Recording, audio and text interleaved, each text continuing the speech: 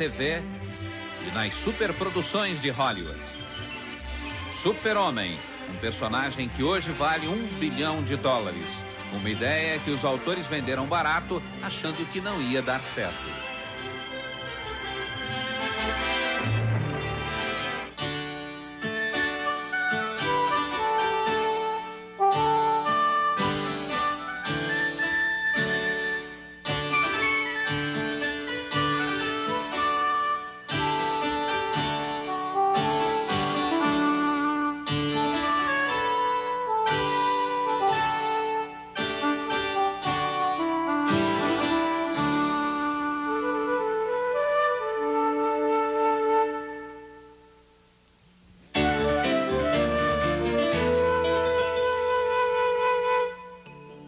Cientistas alertam. Os descuidos de hoje podem ter efeitos dramáticos no futuro. A troca de calor entre a Terra e o Sol está sendo, aos poucos, bloqueada por uma camada de poluição na atmosfera. É o chamado efeito estufa, que poderá provocar alterações climáticas, extremos de calor e frio, chuva e seca. No mundo, um aviso assustador. Terras secas e dramáticas inundações mostram que nós abusamos do frágil equilíbrio entre o homem e a natureza. No Acre, 2 semanas de chuvas causam a maior cheia dos últimos 50 anos. O rio Acre transborda e as águas sobem 4 metros acima do nível normal. Mais de 40 mil pessoas perdem suas casas. Os desabrigados se refugiam em acampamentos montados pela Defesa Civil. Petrópolis, no estado do Rio, vive o drama das enchentes 20 dias antes do Carnaval. Fortes temporais caem sobre a cidade, inundam ruas, provocam mais de 200 deslizamentos e 170 mortes. Nesta rua, a pior tragédia, 7 casas são soterradas. 40 pessoas morrem.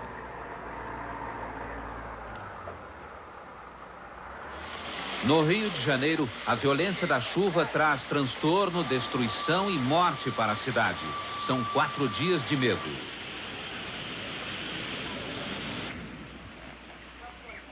Na Baixada Fluminense, bairros inteiros ficam isolados. Para muita gente, a salvação vem de helicóptero.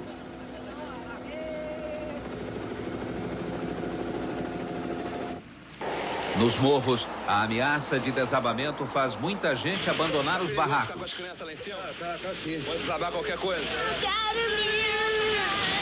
O repórter Sérgio Gregory é testemunha desses momentos dramáticos. Estamos subindo numa das partes mais íngremes aqui do Morro da Formiga. Vocês podem ver a quantidade de lama que continua descendo depois de quase 1 hora de chuva aqui no morro. É muita água que desce, olha aqui. Mas nem todos têm tempo de escapar. Uma das grandes tragédias acontece no bairro de Santa Teresa. O pesadelo começa de madrugada com o deslocamento de uma grande pedra. O deslizamento soterra o pavilhão de uma clínica que abriga 300 velhos. Os bombeiros retiram 40 corpos dos escombros. No bairro da Abolição, subúrbio do Rio de Janeiro, um prédio de 3 andares desaba, soterrando 29 pessoas. O resgate de sobreviventes dura mais de 12 horas. Com a ajuda de policiais e de voluntários civis, os bombeiros conseguem salvar 17 pessoas. A cada novo resgate, muita emoção, acompanhada de perto pelo repórter Giacomo Mancini. Está saindo agora uma criança, é um menino. Todo mundo aplaude. É o primeiro dos 3 meninos que estão no buraco que estão sendo salvos. É emocionante. É difícil até descrever. Um inverno diferente no sul do Brasil. Neva em Santa Catarina e a temperatura cai a 8 graus negativos. A maior nevasca dos últimos 20 anos é, para muita gente, uma novidade guardada para sempre. Nos Estados Unidos, a tragédia da seca mostra pela primeira vez os segredos do Mississippi, o mais importante rio americano. O rio baixou tanto que historiadores e turistas podem ver barcos que afundaram há mais de 200 anos. O calor de 40 graus transforma a vida dos americanos no inferno, provoca incêndios que arrasam reservas florestais. e mata de fome e sede os animais.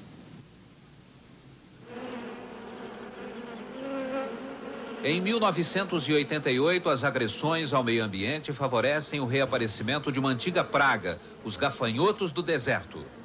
Saindo da África, eles devastam tudo que encontram no caminho.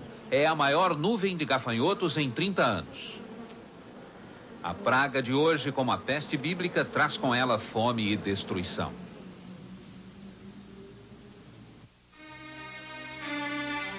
Aqui morreram 6.000 pessoas. Aqui 15.000. Em toda a República Soviética da Armênia, mais de 100.000 mortos.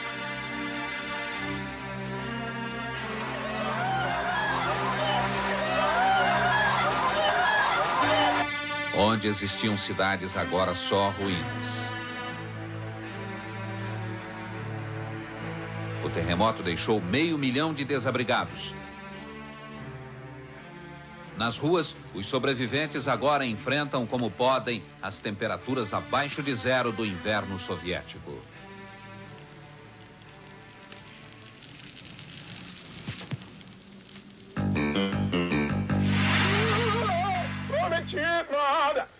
Eduardo Mota, 17 anos, deixa de ser apenas um sobrinho de Tim Maia. Ed Mota e a Conexão Japeri lançam o primeiro disco e conquistam as paradas. Eu não nasci pra trabalho, eu não nasci pra sofrer. Eu percebi que a vida é muito mais que vencer. Já dirigi automóvel. Ed Mota, um show de musicalidade e muito swing. Já decidi que o dinheiro não vai pagar a minha paz.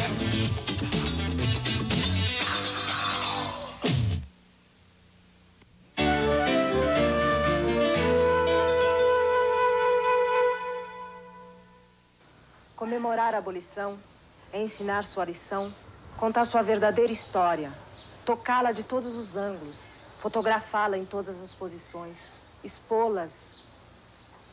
O 13 de maio, a festa, o desfile dos ofendidos e brutalizados que tiveram ali, naquele dia, há 100 anos, um momento de alívio e alento. O 13 de maio como lembrança do coroamento de uma luta do povo negro, que sofria a violência, e do povo branco que sofria a vergonha. Comemorar os 100 anos de abolição é atender ao ritual dos ciclos, é recriar a dimensão do tempo, da história do homem negro, do homem índio, do homem branco, do homem Brasil. Há sempre o que comemorar, sim. Sempre haverá.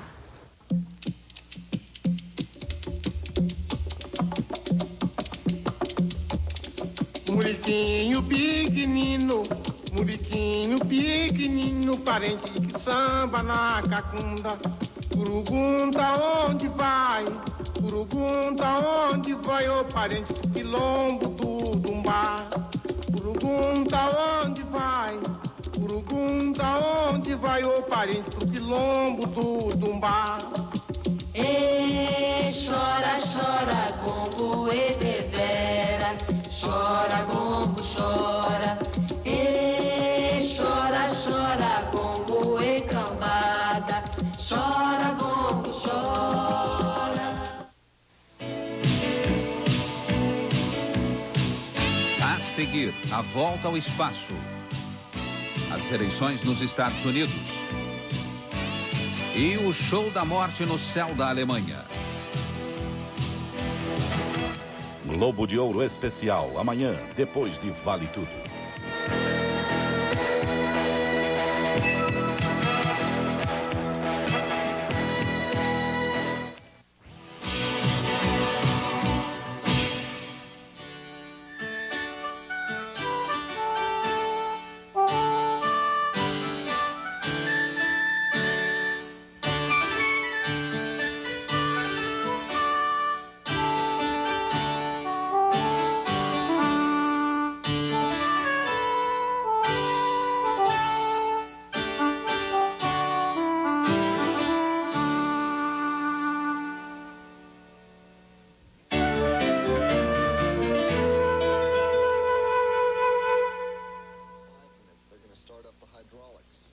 O ônibus espacial Discovery, na plataforma de lançamento, pronto para subir, fez o coração dos americanos bater forte no dia 29 de setembro.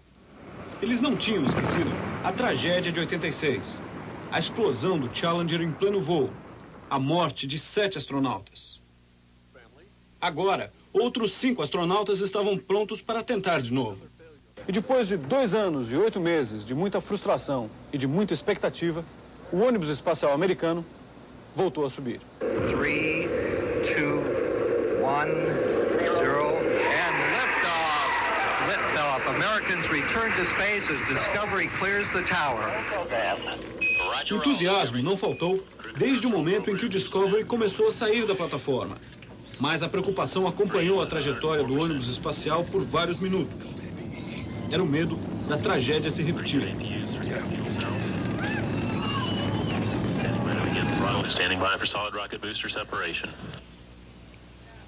Só quando os foguetes auxiliares se desprenderam, houve um pouco de alívio.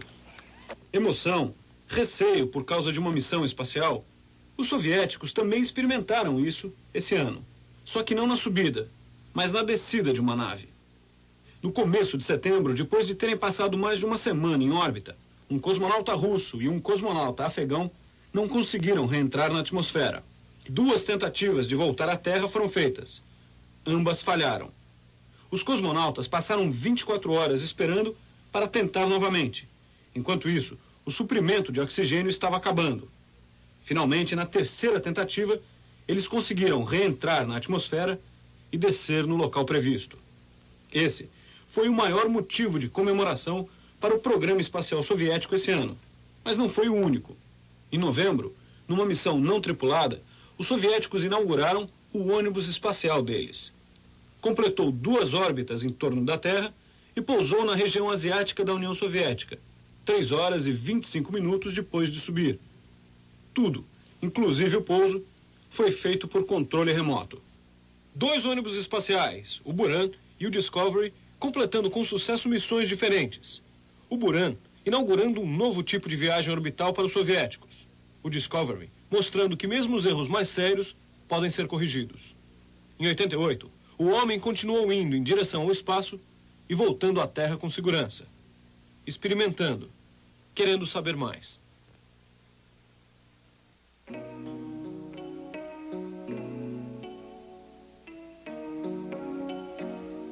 Para Flávio Rangel, a profissão de homem de teatro era a melhor de todas. No palco fez de tudo. Dirigiu desde shows a super espetáculos como Piaf e Vargas. O bom teatro, dizia Flávio, faz rir, comove e faz pensar.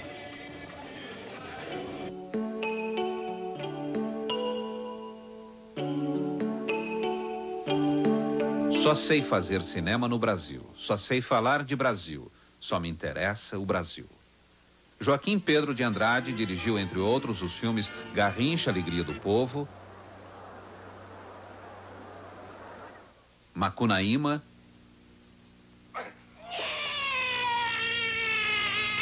e Os Inconfidentes, temas que falam do amor de Joaquim Pedro pelo Brasil.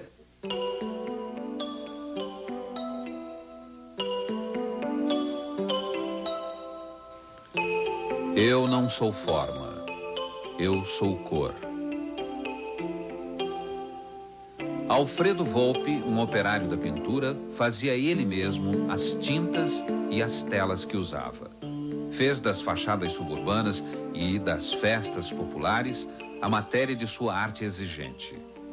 Volpi, o pintor que transformou cores e bandeirinhas em poesia.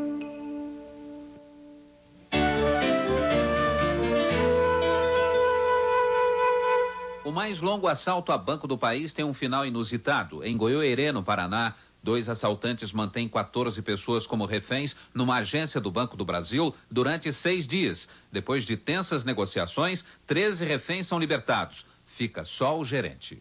A cidade para e a população faz vigília na porta do banco.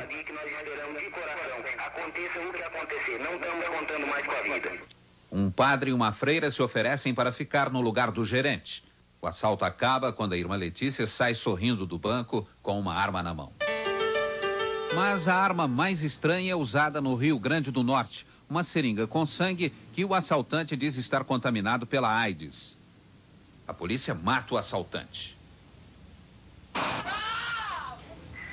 O sangue não passava de mercúrio cromo e o revólver era de brinquedo.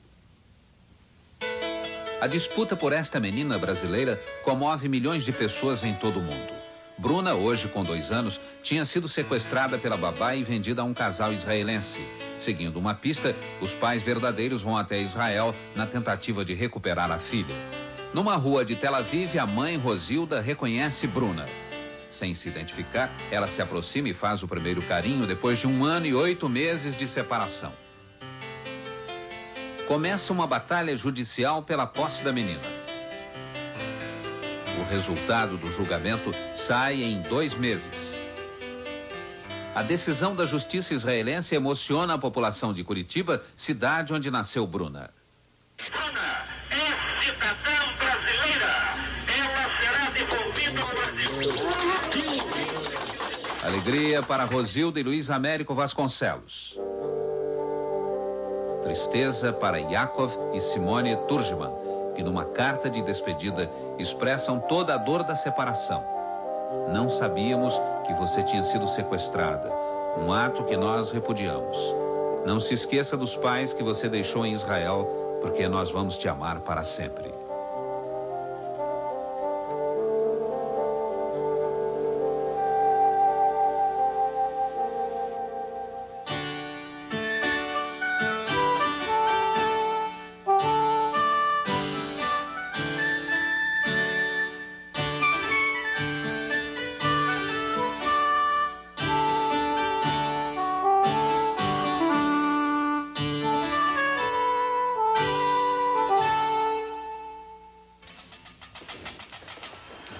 Numa noite de verão, uma rainha lota o Maracanã.